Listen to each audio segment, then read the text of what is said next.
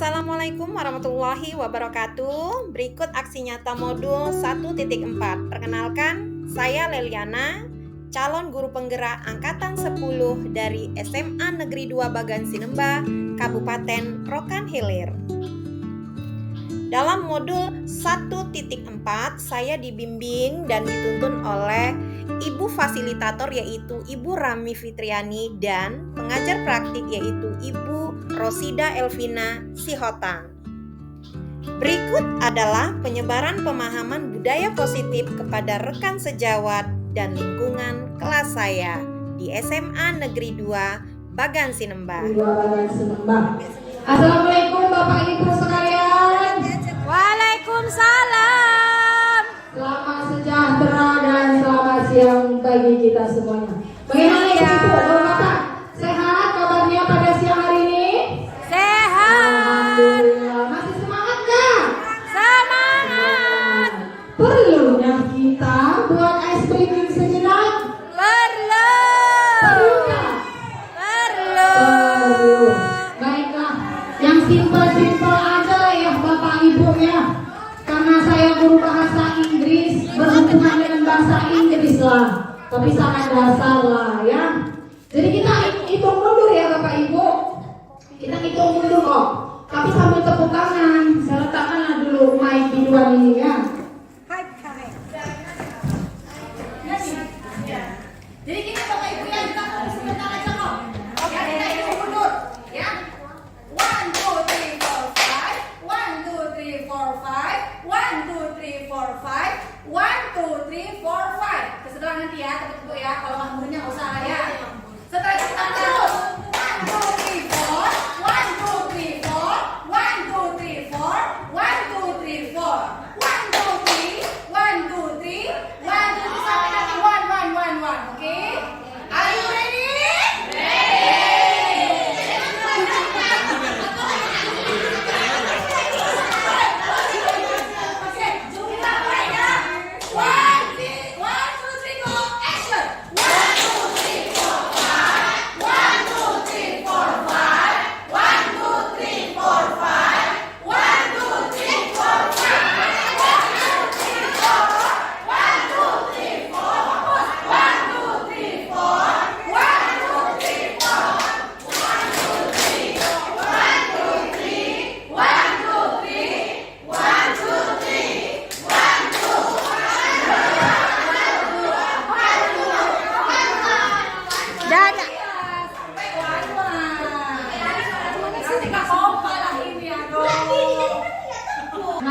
Itu.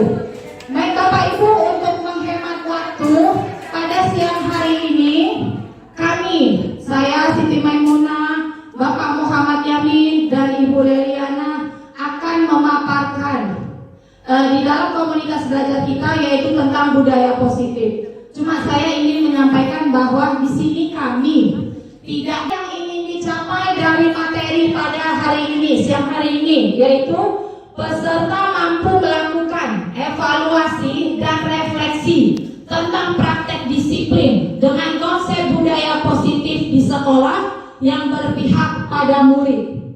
Tujuan pencapaian yang kedua, peserta mampu memahami perannya untuk membangun budaya positif dalam berinteraksi dengan murid. Itu adalah tujuan pencapaian akan kita sampai pada pembelajaran siang hari ini. Bapak Ibu, ini adalah ilmu baru yang saya peroleh ketika kami mengikuti dan masih berproses dalam pembelajaran guru penggerak, yaitu adanya kesepakatan atau keyakinan kelas, keyakinan sekolah. Apa tujuannya keyakinan ini dibuat? Gak sembarangan ternyata Ibu Bapak. Ada nilai-nilai yang terkandung di dalamnya, yaitu kesepakatan antara guru dan murid. Ternyata suara murid ketika kita membuat keyakinan atau kesepakatan, suara anak terdengar dan mereka senang didengarkan oleh guru. Itu ternyata itu ilmu baru yang saya dapat. Jadi ini kesepakatan pembelajaran kita hari ini.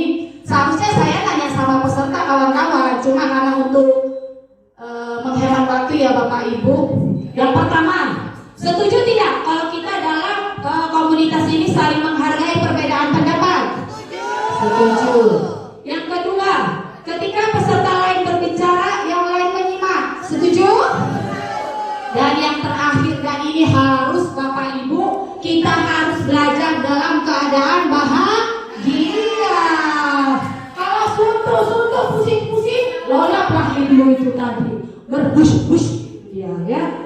Tolonglah kawanku, Bapak Ibu sekalian, ya, yang berhubungan dengan tema kita, yaitu budaya positif.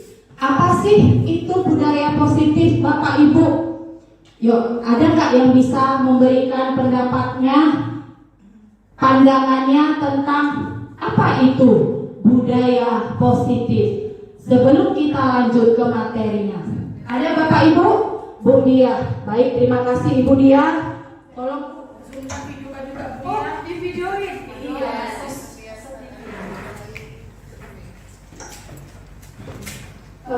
Sebelumnya, mana tahu salah, saya mohon dimaafkan ya, Miss, terutama budaya positif.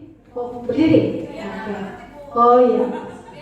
Budaya positif menurut pribadi saya itu adalah kebiasaan-kebiasaan baik dalam sebuah lingkungan yang sebetulnya itu hal-hal yang dari yang hal kecil, ya. Seperti kalau bagi saya ya, budaya positif itu kebiasaan yang dilakukan dalam sebuah sekolah, dalam dunia pendidikan, misalnya saja seperti senyum, sapa, salam yang harus dibiasakan itu sebetulnya dari kita dulu, baru kepada peserta didik.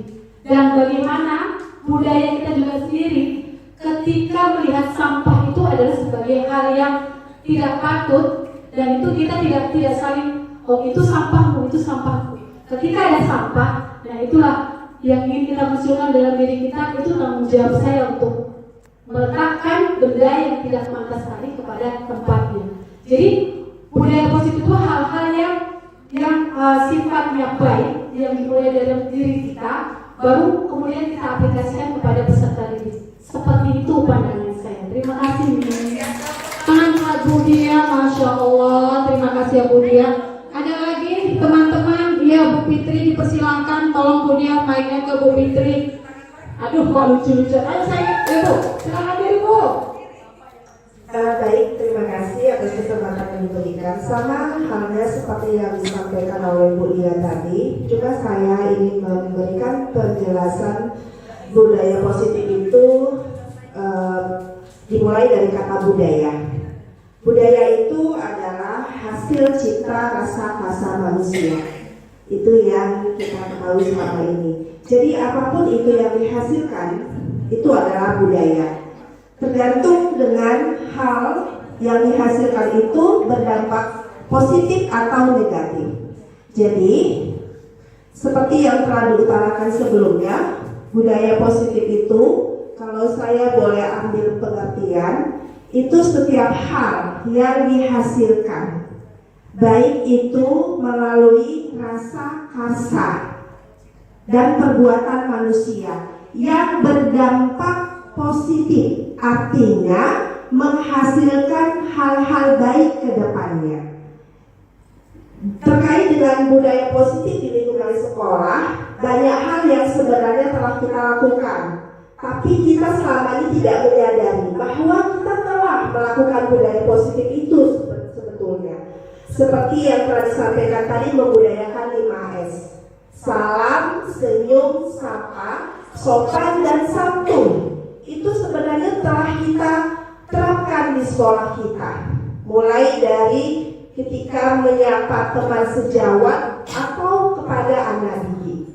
Nah, jadi setiap hal yang telah dilakukan atau setiap hal rasa kasar yang kedepannya membawa hal baik untuk perkembangan peserta didik dan diri kita sebagai pendidik. Itu yang menurut saya. Terima kasih. Assalamualaikum warahmatullahi wabarakatuh. Waalaikumsalam. Wabarakatuh. Masya Allah ya. Dari jawaban dari rekan kita Bu Dia, Bu Fitri, ini membuktikan loh kalau guru-guru SMA 2 Negeri Bagas Senembani sangat-sangat berpotensi loh. Ya, jadi mesti kita kembangkan lagi kompel kita yang kedua. kedua ya Bapak Ibu, semangat. Baik, benar yang dibilang teman kita, rekan kita Bu Dia sama Bu Fitri, bahwa budaya positif itu adalah nilai-nilai, keyakinan-keyakinan atau kebiasaan yang lahir dari, kayak kata Bu Fitri tadi, rasa yang memiliki nilai Ibu positif yang ada di lingkungan sekolah dan ditambah harus berpusat pada murid. Jadi sekarang ini ya Bapak Ibu, budaya positif dalam kurikulum Merdeka ini semuanya, baik pembelajaran budaya positif atau apapun itu, semuanya harus berpusat kepada murid dalam kuber kita sekarang ini. Jadi nggak ada lagi zaman dulu guru sebagai pusat, tidak. Sekarang murid yang jadi pusatnya, senternya. Jadi nanti kita jadi pemimpin pembelajaran, kita pemimpinnya pembelajaran yang berpusat pada murid. Baik. Berdasarkan William Glasser, teori kontrol itu adalah individu memiliki kemampuan untuk mengendalikan dan merancang kehidupan mereka sendiri menuju kepuasan dan kebahagiaan. Ini menurut si William Glasser. Coba kalau menurut Bapak, Ibu, kontrol itu apa kontrol? Mengendalikan. Bisakah kita mengontrol murid kita? Bisa. Coba kita sebagai contoh ya Bapak Ibu. Saya genggam tangan saya. Saya menganggap di tangan saya ini ada benda berharga. Duit 100.000 lah ya ceritanya ya. Berharga.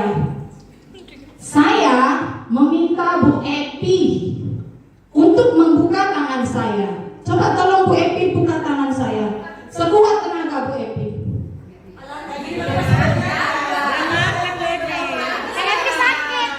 Karena Bu Epi sakit, jalan ke Bu Yulina. Tolong buka. Sekuat tenaga Bu. Sekuat tenaga. Terbuka nggak? Nggak terbuka. Sekarang saya coba lagi. Bu Epi buka Bu. Tolong Bu usaha. Saya buka. Tadi Bu Yulina susah. Bu Epi buka. Apa yang terjadi dengan kontrol di situ? Bahwa yang memegang kontrol adalah diri kita sendiri, bukan orang lain. Orang lain tidak berhak dan tidak bisa mengontrol kita. Tetapi, jadi kalau dibilang kita bisa mengontrol murid, tidak Bu. Kita nggak bisa mengontrol murid karena nggak ada yang bisa mengontrol manusia kecuali dirinya sendiri. Tetapi murid bisa kita kontrol jika dia mau membuka dirinya untuk dikontrol. Iya, atau untuk dipandu. Kenapa Bu? Yang tadi bisa dibuka, ini nggak bisa dibuka. Menunjukkan bahwa kebutuhan dasar manusia itu berbeda. Gak bisa kita samakan. Nanti itu materinya disampaikan Pak Yamin tentang kebutuhan dasar manusia. Karena gini kesimpulannya, murid atau manusia yang melakukan kegagalan atau kesalahan karena ada faktor kebutuhan dasar dia sebagai manusia tidak terpenuhi. Karena tidak terpenuhi kebutuhan dasar manusianya, makanya dia membuat kegagalan atau kesalahan. Jadi ini ya Bu, teori kontrol, kita tidak bisa mengontrol diri orang lain. Semuanya apa itu disiplin? Sikap dan perasaan taat dan patuh terhadap nilai-nilai yang dipercaya merupakan tanggung jawab. Jadi disiplin itu bukan kita patuh sama peraturan, takut kena hukum, takut kena tegur atasan. Makanya kita disiplin. Tidak seperti itu pola pikir pandang kita Bapak Ibu. Kita harus memikirkan nilai-nilai di dalamnya. Contohnya apa? Anak-anak contohnya melakukan kesalahan nyontek. Ada nilai yang dia langgar dan dia yakini. Nilai apa? Kejujuran. Nanti kita harus menanamkan nilai-nilai jujur itu kepada anak. Jadi dia itu kalau nggak nyontek itu bukan karena takut kena marah, karena dia yakin, oh jujur itu penting. Nilai jujur itu harus aku terapkan dalam hidup aku. Selama ini anak-anak melakukan segala sesuatu hal itu, nanti motivasi ada karena ada 3 itu, takut kena hukum, takut kena marah, supaya dapat penghargaan. Ada nanti. Jadi ini dia disiplin. Tolong Prau lanjutkan Prau. Nah, ini dia. Menurut KHD Ki Hajar Dewantara tentang disiplin. Jikalau kita tidak cakap melakukan self disiplin, wajiblah penguasa lain mendisiplinkan diri kita. Maksudnya di sini Bapak Ibu, menurut KHD, jika kita tidak memiliki kemampuan memaksa diri kita sendiri untuk disiplin, karena disiplin itu harus berasal dari dalam diri sendiri ya Bapak Ibu, betul ya. Kita bangun on time tepat waktu, mengajar masuk kelas tepat waktu, itu harus dari dalam diri sendiri loh Bapak Ibu. Namanya self disiplin. Kalau kita sebagai guru nggak bisa menerapkannya, wajib penguasa lain mendisiplinkan diri kita. Di sini siapa penguasa lain? Pimpinan kita Bapak Ibu. Jadi jangan salahkan pimpinan kita kalau pimpinan kita mendisiplinkan kita. Kenapa? Karena kita tidak mampu mendisiplinkan diri kita sendiri, sehingga harus ada dari eksternal, dari luar yang mendisiplinkan kita. Jadi janganlah sampai penguasa lain dulu mendisiplinkan kita, baru kita disiplin. Jangan Bapak Ibu, kita ciptakan dulu disiplin self disiplinnya. Karena gak akan bisa Bapak Ibu dari luar mau kasih kayak mana pun kalau diri kita tidak melakukan dan tidak dari dalam, sangat susah. Itu hanya berlaku untuk jangka pendek. Ya Bapak Ibu ya, yang lelah teman-teman kita. Lanjut Prau, saya bilang teori motivasi menurut Diana Gosen. Nah selama ini pun ini salah kita Bu, motivasi 1 dan kedua. Apa itu? Banyak anak-anak ataupun manusia, orang melakukan sesuatu hal itu karena alasan pertama, untuk menghindari ketidaknyamanan atau hukuman. Alah, aku kerjakanlah tugas ini biar gak marah bismillah, biar gak disuruhnya aku nyuci kamar mandi. Bukan karena keinginan dia Bapak Ibu. Motivasinya supaya tidak dapat hukuman. Datanglah ke tepat waktu upacara, nanti ditegur sama pimpinan. Itu motivasinya supaya nggak dapat hukuman. Itu salah Bapak Ibu, karena dari luar. Terus motivasi yang kedua muncul karena ada apa? Untuk mendapatkan imbalan atau penghargaan dari orang lain. Jadi dia mau melakukan sesuatu hal itu supaya dapat imbalan. Ada perlombaannya. Apa hadiahnya? Kulkas 10 inci. Ini ada ya kulkas 10 inci. Oh TV 10 inci. Ikutlah aku. Jadi berapa inci sekarang bisa? Oh, 10 inci. Lebih kecil. 60 inci. Benar. Jadi supaya dapat imbalan, bukan dari diri dia. Motivasi itu.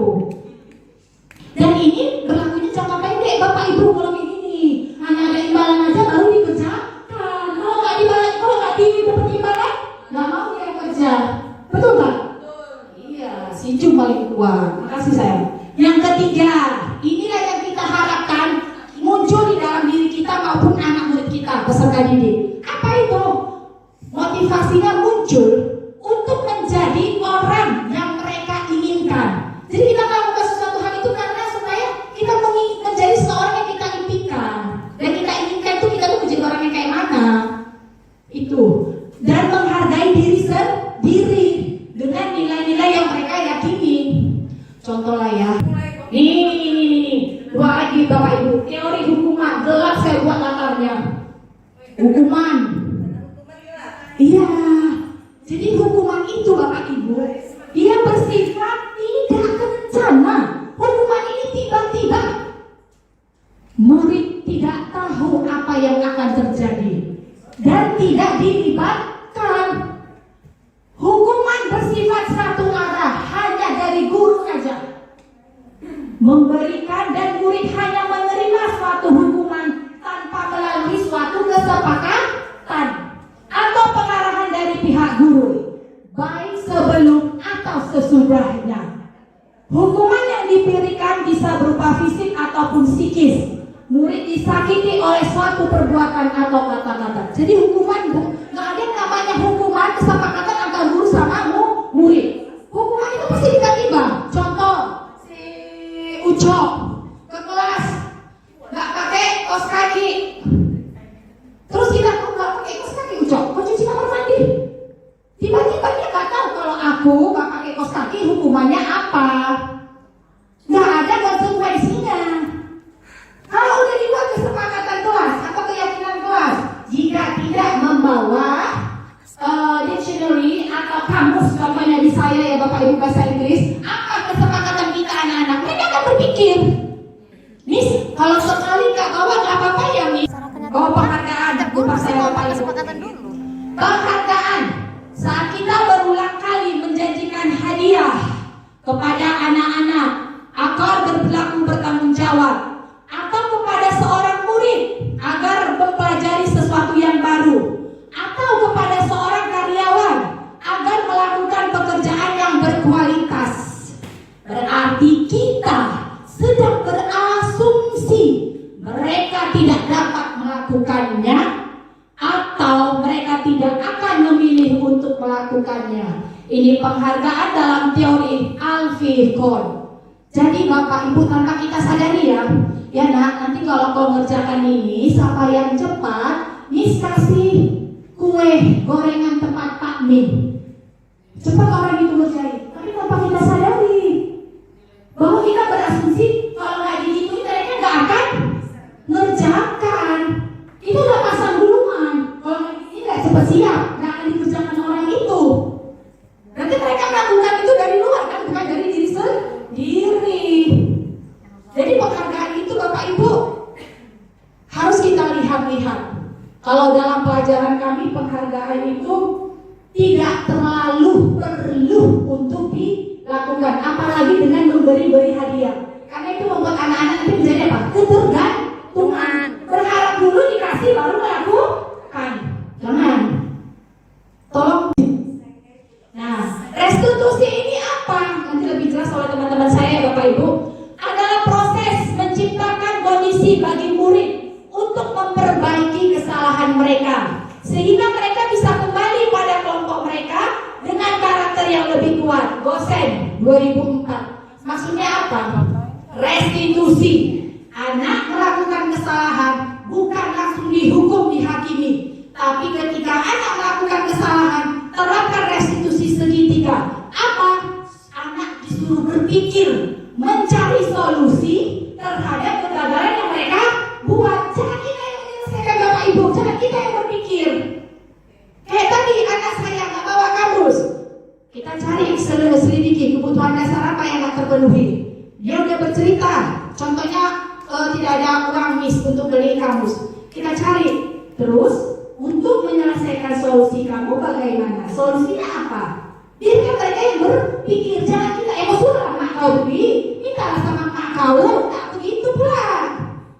Biar mereka berpikir, iyalah Miss, nanti saya tabung dari uang jajan saya Miss, saya sisihkan. Atau bisa nggak Miss nanti saya pinjam ke perpustakaan? Biar berpikir untuk menyelesaikan masalah sendiri, sehingga anak menjadi mandiri. Terciptalah karakter profil proyek Pancasila, profil pelajar Pancasila. Baik Bapak Ibu, ada warisan nenek moyang, Sesuai. mengajarkan nilai lewat zaman yang panjang, Sesuai. gotong royong, jiwa kebersamaan, budaya positif jadi kekuatan kita bersama. Sesuai. Pantun yang kedua, di langit biru awan terasa, Sesuai. itu awal ombel pertama. Sesuai. Jangan sampai hanya di sini, terus berlanjut acara kombel kita ini. Insya Allah. Apa itu keyakinan kelas atau sekolah? Jadi kita bahas apa itu keyakinan kelas atau sekolah. Ini ada beberapa pertanyaan pemantik yang akan kita jadikan sebagai panduan kita untuk menuju kepada apa itu keyakinan kelas. Pertanyaan pemantik pertama, mengapa kita memiliki peraturan tentang penggunaan helm pada saat mengendarai kendaraan roda 2 atau sepeda motor? Kira-kira Bapak Ibu ada yang tahu nggak? Nah, silakan. Ada mungkin kan? Bu Nur ini, silakan. Sebenarnya mengapa kita memiliki peraturan tentang penggunaan helm pada saat mengendarai kendaraan roda 2? Artinya helm itu kita gunakan sesuai dengan kebutuhan. Kalau kita pakai kendaraan roda 4, kita nggak perlu pakai helm. Jadi kalau kita pakai kendaraan roda 2, itu kan apabila terjadi kecelakaan, itu bisa menghindari terbenturnya kepala. Jadi peraturan itu dilaksanakan, kalau menurut versi saya, peraturan itu atau keyakinan itu dilaksanakan sesuai dengan kebutuhan. Kalau menurut pendapat saya ya Pak, begitu. Sekian dan terima kasih. Sesuai dengan kebutuhan kita ya. Kemudian pertanyaan yang kedua, mengapa kita memiliki peraturan tentang penggunaan masker dan mencuci tangan setiap saat? Ini ketika saat COVID, apa alasan kita kira-kira? Mengapa kita menggunakan masker dan cuci tangan pada saat masa COVID? Kira-kira Bapak Ibu ada yang mau beri tanggapan? Silakan. Jangan aku ya, Weh. Ayo yang lain. Bu Darnawi, silakan.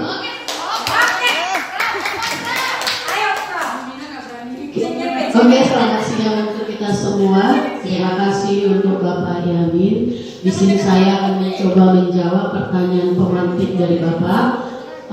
Di situ mengatakan mengapa kita memiliki peraturan tentang penggunaan masker dan mencuci tangan. Kalau kita ikutkan di musim COVID, ini adalah menjadi salah satu kebutuhan kita untuk mencegah virus yang sangat berbahaya untuk masuk ke tubuh kita. Dan untuk saat ini juga masker dan cuci tangan sangat berperan untuk kita lakukan karena mencegah penyakit juga. Jadi sangat utama demi menjaga kesehatan atau salah satu hal menjaga kesehatan. Terima kasih.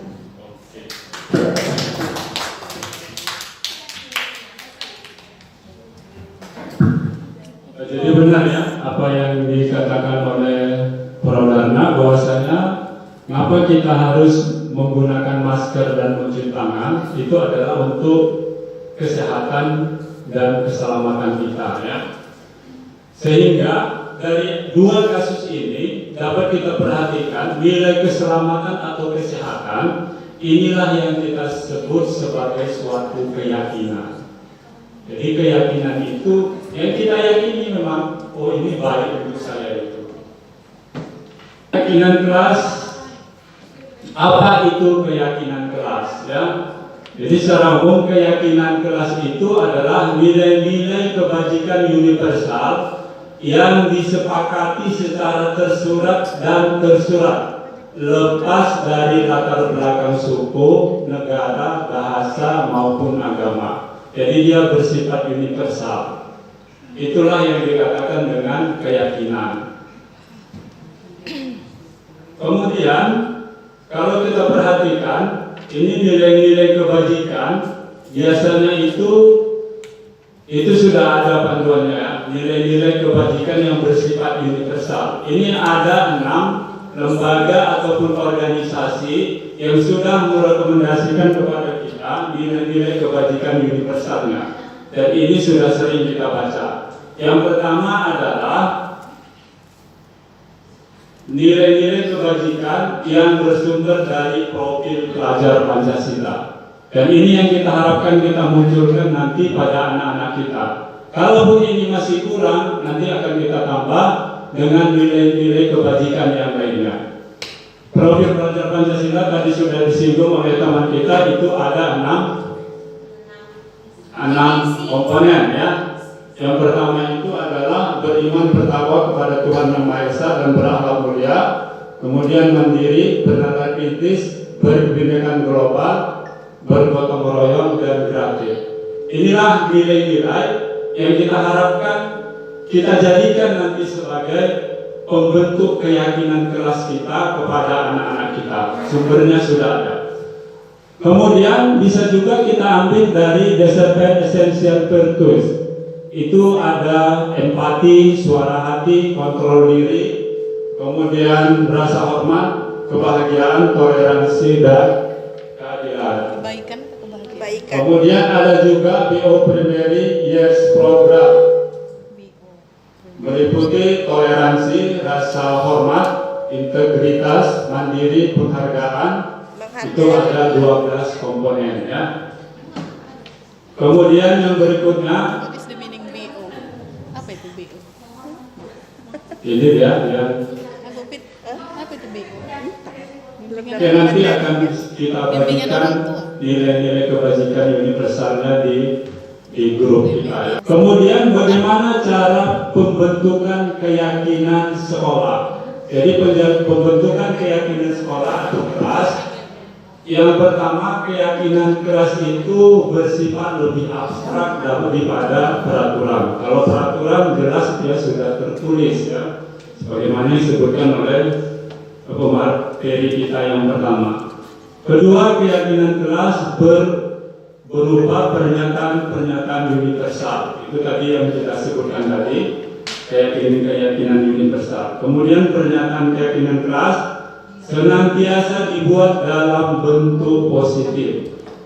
Kemudian keyakinan kelas hendaknya tidak terlalu banyak sehingga mudah diingat dan dipahami oleh semua warga sekolah. Kemudian keyakinan kelas sebaiknya sesuatu yang dapat diterapkan di lingkungan tersebut. Jangan kita buat keyakinan kelas yang tidak dapat kita terapkan ya. Kemudian semua warga kelas hendaknya ikut berkontribusi dalam pembuatan keyakinan kelas lewat kegiatan curah pendapat. Kita di dalam kelas, biasanya dalam pembuatan kesepakatan kelas ini kan kita minta tanggapan dari anak-anak. Kira-kira apa yang mau kita buat, kita sepakati di kelas kita ini? Seperti apa kelas kita mau kita buat? Kemudian bersedia meninjau kembali keyakinan kelas dari waktu ke waktu. Jadi kalau ada keyakinan kelas yang sudah tidak relevan lagi atau harus ada yang kita tambahkan, juga kita tinjau ulang lagi. Sebagai contoh, ketika saya menerapkan keyakinan kelas, ada anak kita, itu sudah kita sepakati. Kalau 3 kali terlambat, kita proses. Nanti kita mintakan tanda tangan kepada wali kelasnya. Ya orangnya itu juga. Kemudian bagaimana prosedur pembentukan keyakinan sekolah? Ini ada 3 langkah. Mempersilakan warga sekolah atau murid di sekolah untuk bercurah pendapat, kemudian mencatat semua masukan para murid atau warga sekolah, kemudian susunlah keyakinan kelas sesuai prosedur pembentukan keyakinan sekolah atau kelas. Dan kita usahakan kalimat yang kita gunakan itu adalah kalimat yang positif. Kalimat negatif misalnya jangan berlari di kelas atau koridor. Yang positifnya berjalanlah di kelas atau koridor ya.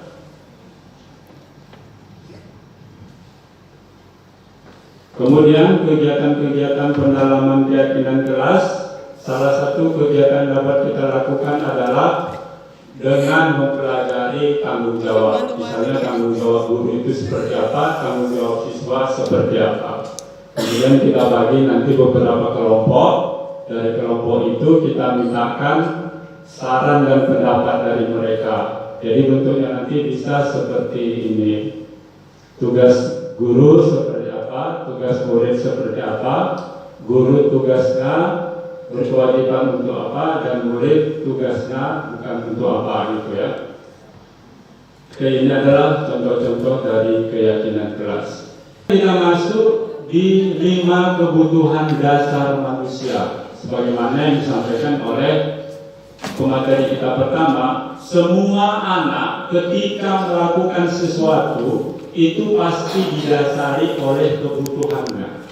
Sama seperti kita berbuat itu pasti tujuannya untuk kebutuhan kita. Jadi kebutuhan dasar dari anak-anak kita itu, kita pun seperti itu, ini ada 5. Yang pertama adalah kebutuhan untuk bertahan hidup. Ini adalah yang paling dasar. Maka kadang ada kita lihat anak kita di sekolah itu memang tidur ketika belajar. Kenapa? Karena memang kebutuhan dasarnya tidak terpenuhi. Ngantuk. Jadi di sekolahan ngantuk. Kemudian ada juga anak-anak kita kadang yang gurunya sedang belajar bersama temannya di kelas, tapi dia lagi makan di kantin. Kenapa? Karena itu adalah kebutuhan dasar dia, kebutuhan untuk bertahan hidup. Jadi apapun yang dilakukan anak, ini perlu kita garis bawahi, pasti disesuaikan dengan kebutuhan dasarnya. Jadi kebutuhan dasar manusia itu ada 5: bertahan hidup, kasih sayang, kebebasan, kesenangan, dan penguasaan. Yang paling tertinggi itu adalah penguasaan. Ini ada sebuah pertanyaan pemantik. Kalau kita dihadapkan pada kasus seperti ini, Ibu Ambar, guru wali kelas 2A di SD Pelita Hati, sedang bingung menghadapi ulah salah satu murid di kelasnya. Doni, maksudnya Ulah Doni. Doni ya, ulah Doni. Beberapa anak di kelas 2 telah datang padanya dan mengeluhkan Doni yang sering meminta bekal makan siang mereka dengan paksa. Kemudian jika Anda menghadapi situasi seperti Ibu Ambar, apa yang Anda lakukan? Menurut Anda kira-kira apa alasan Doni melakukan hal itu? Nah, coba silakan, siapa yang mau beri kasih tanggapan? Kalau di kelas kita setiap masuk ada aja laporan si ini Pak, dia begini ada makan saya. Karena kebutuhan Doni tidak terpenuhi. Kebutuhan si Doni tidak terpenuhi, sehingga dia mengambil bekal temannya. Ada yang lain? Jelas kebutuhan dia yang pertama tadi, kebutuhan untuk Mungkin ada juga sifat apa dia yang biasa mengambil milik orang lain, apa namanya itu? Klepto. Sudah bersifat klepto. Jadi tadi sudah kita Klepto, sampaikan 5 kebutuhan mengambil dasar barang manusia orang. itu ya. Jadi kemungkinan adalah kebutuhan dasar Doni untuk bertahan hidup tidak terpenuhi. Bisa saja di keluarganya memang sarapan pagi itu tidak ada ya. Bahkan anak-anak kita pun di sekolah gitu, sering kita jumpai pagi-pagi itu nggak makan. Saya sering sampaikan kepada anak, usahakan dari rumah itu makan, karena belajar di sekolah ini jauh lebih memerlukan energi daripada orang tua kita yang kerja ya. Kelihatannya kita tidak capek, tapi sebenarnya capek luar biasa. Berarti kebutuhannya di rumah nggak terpenuhi. Jadi masing-masing kebutuhan itu, ini kebutuhan akan rasa memiliki dan rasa kasih sayang, itu bentuknya bisa seperti bersahabat, keinginan Namanya mengendalikan apa ya? Mengontrol. kebutuhan untuk kedekatan berkeluarga, kebutuhan pribadi, kebutuhan memberi dan Kalau si Yuli harus ada pengendalian nanti diri. bisa kita Karena sarapannya dimakan Bu Ade. sekarang ini ada kuis ya yang berkaitan dengan Pakai kuis. Bimo, seorang anak TK, selalu berlari keluar kelas menuju jalan raya di depan sekolahnya yang ramai dengan kendaraan. Tingkahnya membuat guru Bu Ani bingung dan seringkali mengejarnya. Ada beberapa kemungkinan jawaban yang diberikan Hampir nggak Bimo. nampak, Mas. Identifikasi kebutuhan yang ingin dipenuhi oleh Mulai Bimo. min kayaknya. Jika respon Bimo seperti aku senang main kejar-kejaran dengan ibu guru. Jadi kira-kira kebutuhan mana ini yang Kesenangan ya. kesenangan ya? Aku senang main kejar-kejaran. Kesenangan ya. Kemudian ibu kejar aku karena ibu guru Apa yang apa yang mau bertanya? Oke, siapa yang tahu apa itu restitusi? Dapat ini satu. Restitusi.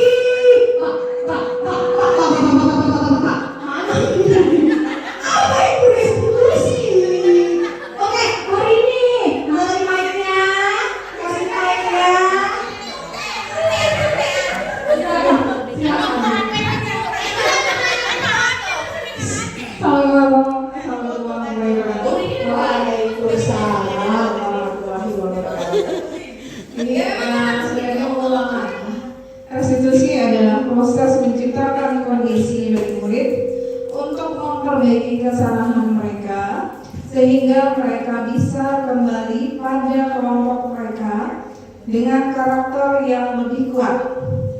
Betul? Yang benar lah. Betul itu?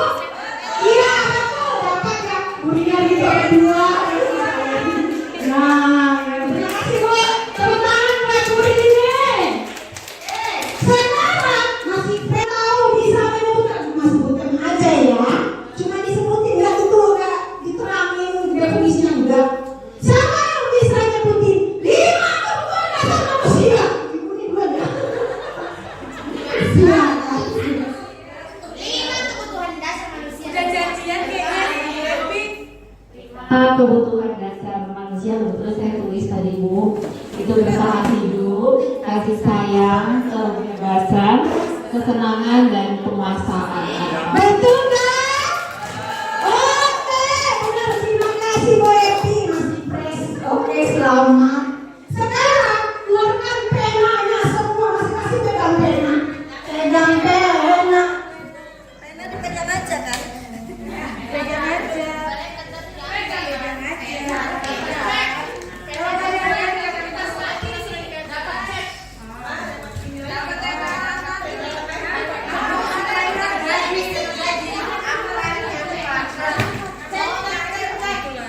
Kasus di sekolah kita beneran. Kasus anak kita. Nah, kalau ibu jadi wali kelasnya, jadi guru mapelnya, jadi kepala sekolahnya, jadi guru BK-nya, gimana cara ibu menanganinya? Satu kasus yang nanti saya hadirkan. Siap? Jangan banyak komentar ya. BK. Ini pasti belum dikasih. Cuma ini teori dasarnya udah ada dari Mesinya, dari pegang pena. Nanti hitungan saya ada instruksi kalau sudah letakkan penanya. Oke? Dah? Oke? Sudah semua pegang pena? Sudah. Udah kan Pak?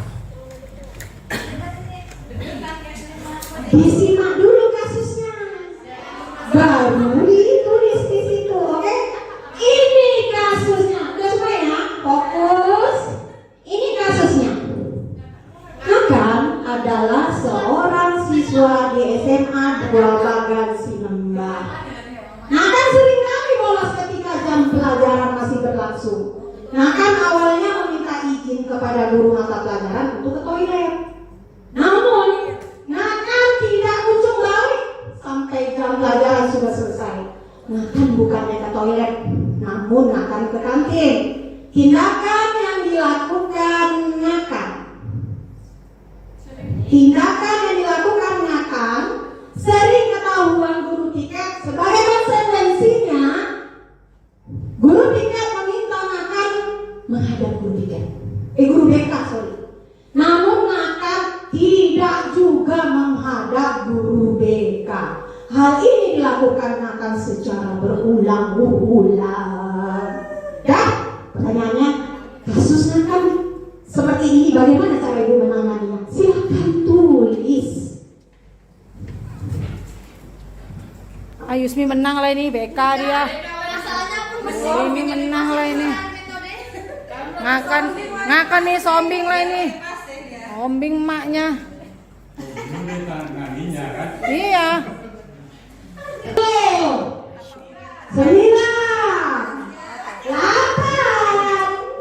7, 6, 5, 4, 3, 2, 1. Jangan berubah lagi ya, oke? Letakkan. Nah, tahu ini yang kulakukan benar atau salah sih? Yang benar gimana sih, gitu ya? Nanti akan tahu, oh pantesan aku gagal terus melakukan ini. Nanti ketahuan penyebabnya apa. Oh pantes aku memang salah pakai ini. Kurang betul-betul akan ketahuan. Ya. Nah, dan sebelum tahu jawabannya, di sini saya akan memberikan 5 posisi kontak sebagai guru, kalau sebagai guru di sekolah, ada 5 posisi kontrol kita untuk menangani masalah sebagai guru. 1 sebagai penghukum, 2 pembuat rasa bersalah, yang ketiga sebagai teman. Mulai terbayang nggak? Dan yang keempat pemantau, kelima manajer. Ibu tahu posisi kontrol sebagai penghukum contohnya seperti apa? Seperti ibu. Saya nggak panjang menjelaskan, contohnya aja. Kalau aja yang salah, udah itu. Itu udah penghukum. Jadi nggak ngantuk saya, Bu. Ini menarik lah, kita masalah sebelum kita temuin ya. Dan pernah kita melakukan itu? Berarti posisi kontrol kita sebagai penghukum. Saya belum bisa mengatakan penghukum itu salah atau benar. Nanti sampai di akhir akan ketahuan salah atau benar. Dan posisi yang kedua, nah untuk yang pertama, kalau kita mengatakan sampai mau keluar sampai dan dari katanya kata-kata yang kita keluarkan. Nah anak, kalau kita melakukan itu anak jadi pendendam, makin agresif. Makanya diulang-ulang lagi, benar nggak? Bukan makin kapok, bukan kapok, enggak. Kalau ibu melakukan posisi kontrol sebagai penghukum, efeknya anak akan menjadi pendendam dan agresif makin ulangnya. Betul nggak? Makanya udah terlihat ya. Dan yang kedua, posisi kontrolnya sebagai pembuat rasa bersalah. Pernah nggak melakukan ini? Dengan gini loh, maaf lah ya. Pembuat rasa bersalah gini, guru ini, kok tega sih kamu nak? Kemarin kan udah ibu bilang, kalau kamu kayak gini nanti ibu ditegur kepala sekolah loh. Jangan lagi ya, hari ini kamu melakukan lagi, ibu nanti ditegur loh sama atasan ibu. Benar nggak? Pernah nggak? Itu posisi kontrol ibu pembuat rasa bersalah anak dalam diri anak timbul. Saya nggak katakan ini benar atau salah juga, belum salah. Ya, kalau ini ibu lakukan, ya, di dalam diri anak itu akan timbul rasa bersalah kepada ibu. Ya, kok kamu lakukan lagi sih? Kamu nggak kasihan nih kok ibu? Gara-gara kamu semalam ibu udah ditegur sama kakak, tapi nanti kamu udah ditegur lagi. Kan kemarin udah jangan cinta lagi. Anak mendengar ucapan kita seperti itu, anak akan merasa bersalah dalam dirinya. Kadang dipendamnya, besoknya dia berbohong lagi. Kalau anak kita melakukan rasa bersalah, posisi sebagai pembuat rasa bersalah itu anak biasanya cenderung berbohong kepada orang lain, tapi dia berbohong karena dia merasa bersalah, gitu ya. Yang ketiga sebagai teman, pernah nggak ibu sama anak, kebayang nggak? Anda memperlakukan anak siswa itu seperti teman ibu.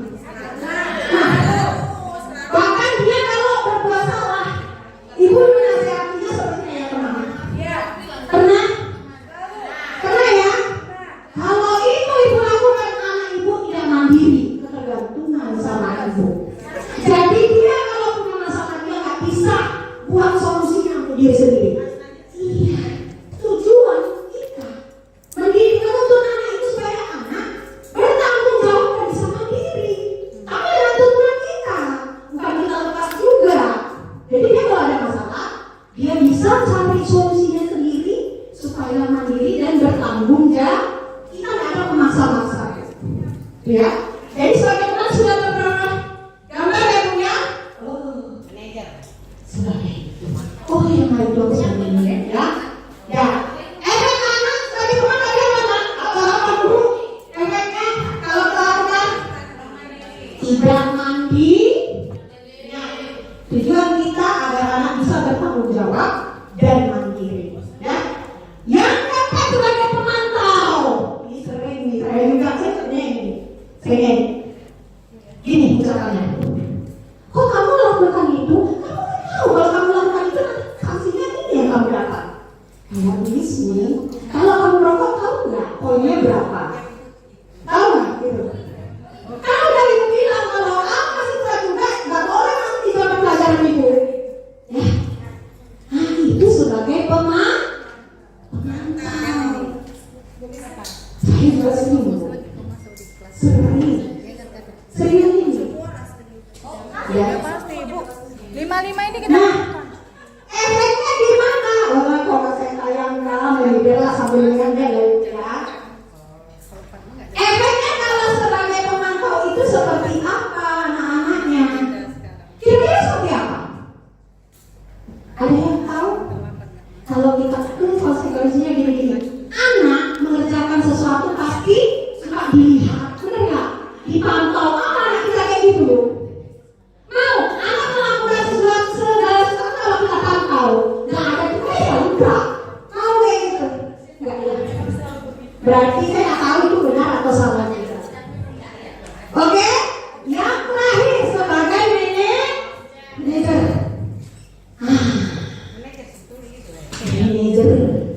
Sebagai manajer itu gimana? Saya rasa ini ada yang sudah melakukan tapi masih jarang. Saya juga baru saya lakukan.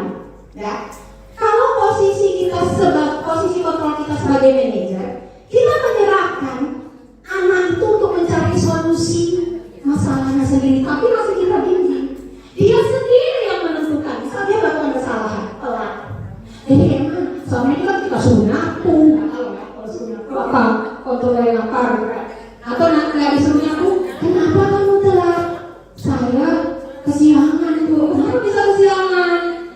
Saya tidurnya jam 3 Bu. Jadi kalau besok kesiangan lagi gimana? Saya janji Bu, saya nggak mau lagi tidur malam sampai jam 3 dan saya nggak. Itu solusinya. Solusinya dari siapa? Dari siswa. Itulah manajer. Jadi posisi manajer itu kita mengajukan pertanyaan kepada anak, tapi anak mencari solusi masalahnya sendiri biar dia mandiri dan bertanggung jawab. Sekarang, paham ya Bu? Baca yang Ibu tulis, lalu bukan kira-kira posisi jawaban Ibu itu sebagai apa? Silakan ditulis. Ayo, silakan ditulis di bawahnya.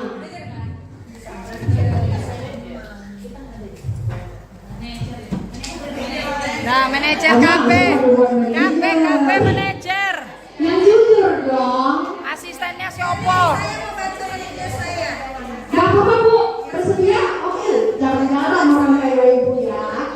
Oke, kebetulan ada Bu Fitri ingin mengadakan bulan Bu Fitri. Saya juga minta Bu Fitri paham gak ya di sini ya? Oke, makasih Bu, silakan. Bisa dinilai saya ini udah berada di posisi yang mana dari kasus yang sudah tadi sama-sama kita lihat bersama. Jadi hal yang saya tulis di sini, pertama itu saya akan bertanya kepada Ngakan mengapa melakukan hal tersebut. Itu yang pertama saya lakukan. Kemudian saya akan meminta Ngakan untuk menjawab, benar nggak yang kamu lakukan itu sudah sesuai nggak dengan nilai-nilai ataupun aturan-aturan yang ada di sekolah. Itu yang akan saya tanyakan kepada Ngakan. Kemudian langkah berikutnya saya akan berdiskusi dengan Ngakan. Ngakan, bagaimana kira-kira Nak agar hal ini tidak terulang kembali? Ini yang saya tulis di sini, nanti boleh dibaca. Kemudian langkah berikutnya saya akan bertanya kepada dia lagi, Ngakan, jika ini terulang lagi, maka apa yang akan Ngakan terima sebagai konsekuensi atas pengulangan kasus ini kembali? Jadi ini ada 4 poin yang saya tulis di sini. Jadi posisi kontrolnya saya sebagai apa? Mungkin Bapak Ibu yang lain bisa menjawabnya. Terima kasih. Assalamualaikum. Waalaikumsalam. Terima kasih Bu Fitri, luar biasa. Ibu-ibu, coba rame-rame dengar pemaparan dari Bu Fitri tadi ya. Itu jawaban hero dari Bu Fitri. Kira-kira yang dilakukan Bu Fitri, posisi Bu Fitri, posisi kontrol Bu Fitri sebagai apa? Iya benar, diambilnya mana berarti sebagai manajer. Nah, saya tanya jawab rame-rame. Ada 5 posisi dari 5 yang sudah saya paparkan, posisi mana yang menurut kalian yang benar, yang menurut ibu-ibu benar, paling benar? Posisi mana? Jawabnya bukan dong. Dibantu. Jadi kita tahu ya Bu, jangan menghukum, jangan mengatur, jangan jadi pematah ya. Oke, jadi tujuan kita supaya anak itu punya tanggung jawab dan mandiri, menyelesaikan masalah yang terjadi. Jadi sudah terjawabkah? Walah, pantesanlah gagal. Dah? Makan-makan. Dah? Oh, ini homing anaknya. Makan anaknya, kasih dulu dia. Kasih homing. Homing. Anaknya makan. Saya mau nanya ini Bu Leli. Orang tuanya nih, anaknya disebut. Tadi kan dari posisi kontrol itu ada 5, salah satunya posisi kontrol sebagai teman, ya kan? Saya mau nanya, posisi kontrol sebagai teman itu benar enggak? Karena saya pernah mengikuti dulu itu tahun berapa tuh ya, waktu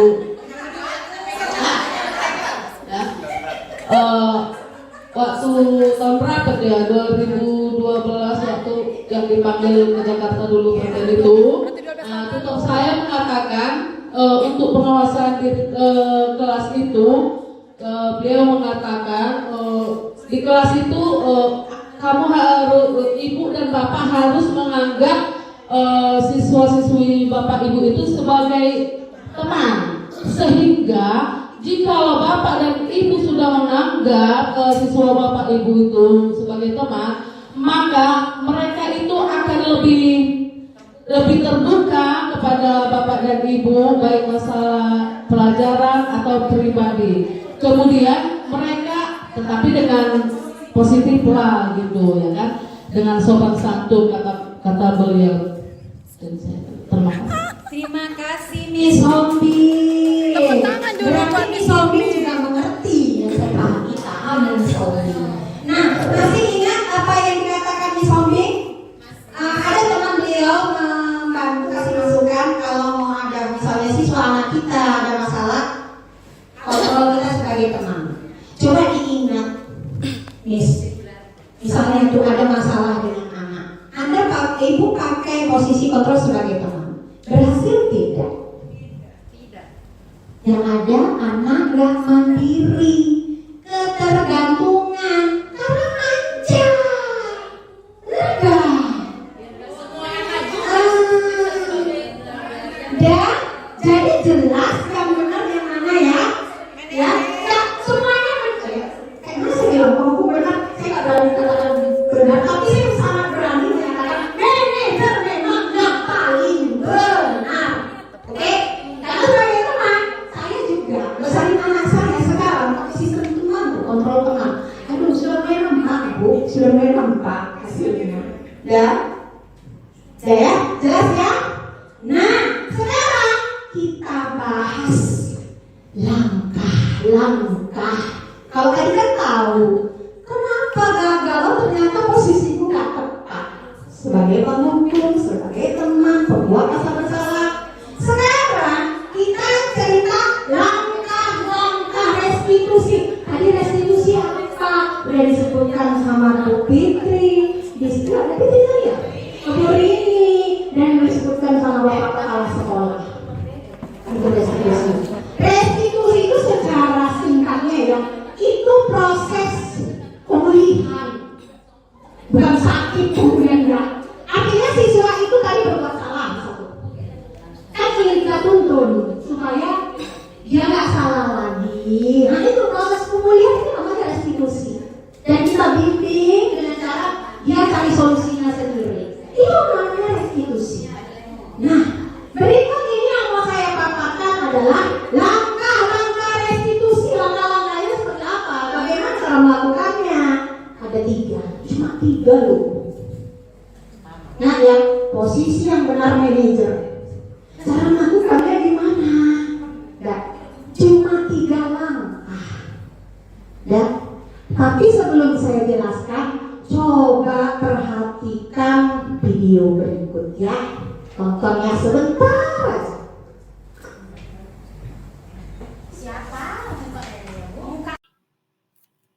Berikut merupakan pemahaman dan praktek segitiga restitusi di kelas. Iya nak, Ganda. Duduk. Siapa nak? Saya disuruh jumpai ibu bu selaku wali kelas saya. Emangnya Ganda kenapa? Saya bolos bu, bolos jam pelajaran bahasa Inggris. Kenapa bolos? Saya nggak suka bu, ibu itu suka marah-marah sama saya. Ganda, semua orang pasti pernah melakukan kesalahan. Ibu juga pernah melakukan kesalahan.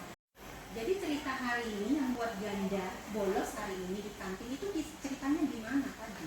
Ini bu, ibu itu suka marah-marah sama saya. Apalagi kalau menjelaskan materi, saya suka nggak ngerti. Jadi misalnya saya bertanya, ibu itu marah sama saya. Marah sama Ganda. Iya bu. Tapi Ganda tahu nggak itu yang Ganda lakukan salah? Nggak sesuai dengan kesepakatan kelas kita. Salah bu, itu udah nggak sesuai sama kesepakatan kelas kita. Berarti ngaku salah ya? Oke. Oke, kira-kira ke depannya untuk memperbaiki masalah Ganda ini, apa yang bakalan Ganda lakukan? Yang pasti saya minta maaf dulu lah bu sama guru bahasa Inggrisnya. Terus bisa nggak saya minta tolong bangku belajar saya dipindahkan ke depan bu, biar saya lebih fokus dan gampang mengerti materi ibu itu. Bisa. Kapan ya kira-kira Ganda minta maafnya ke ibu itu? Nanti juga bisa bu langsung. Hari ini juga? Iya bu. Oke, kalau untuk tempat duduk pindahkan ke depan besok ya? Iya bu. Oke, ibu rasa cukup di situ. Ada masalah lain yang perlu Ganda katakan ke ibu? Enggak. Nggak ada? Kembali ke kelas, ikuti, jangan bolos lagi anaknya. Iya bu.